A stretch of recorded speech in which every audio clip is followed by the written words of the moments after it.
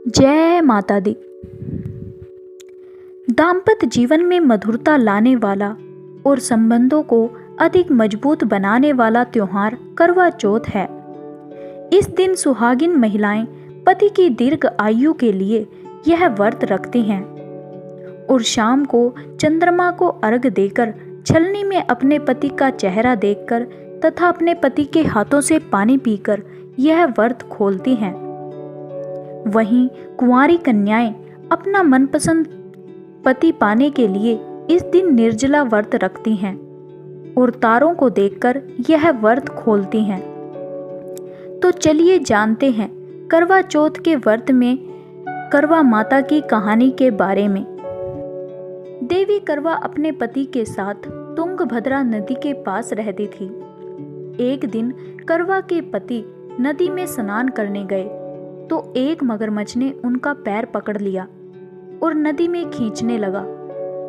मृत्यु को करीब देखकर करवा के पति ने करवा को पुकारा।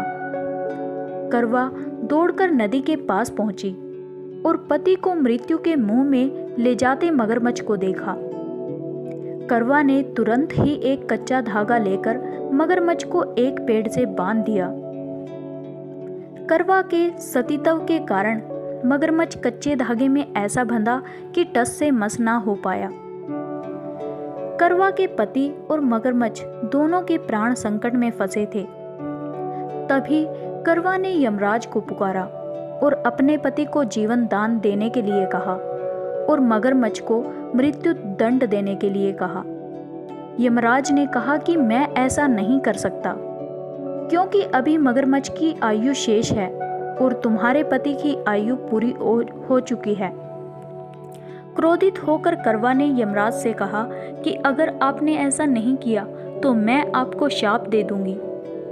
सती के शाप से भयभीत होकर यमराज ने तुरंत ही मगरमच्छ को यमलोक पहुंचा दिया और करवा के पति को जीवन दान दिया।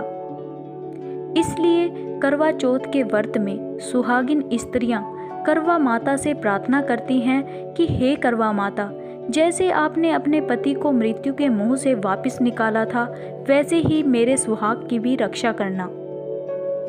करवा माता की तरह ही सावित्री ने भी कच्चे धागे में अपने पति को वट के वृक्ष से बांध दिया था। कच्चे धागे में लिपटा प्रेम और विश्वास ऐसा था कि यमराज सावित्री के पति के प्राण अपने साथ ना ले जा सका। सावित्री के पति के प्राण को यमराज को लौटाना ही पड़ा और सावित्री को वरदान देना पड़ा कि उसका सुहाग हमेशा बना रहेगा और लंबे समय तक दोनों साथ रहेंगे। आशा करते हैं कि आपको यह कहानी जरूर पसंद आई होगी। धन्यवाद। जय माता दी।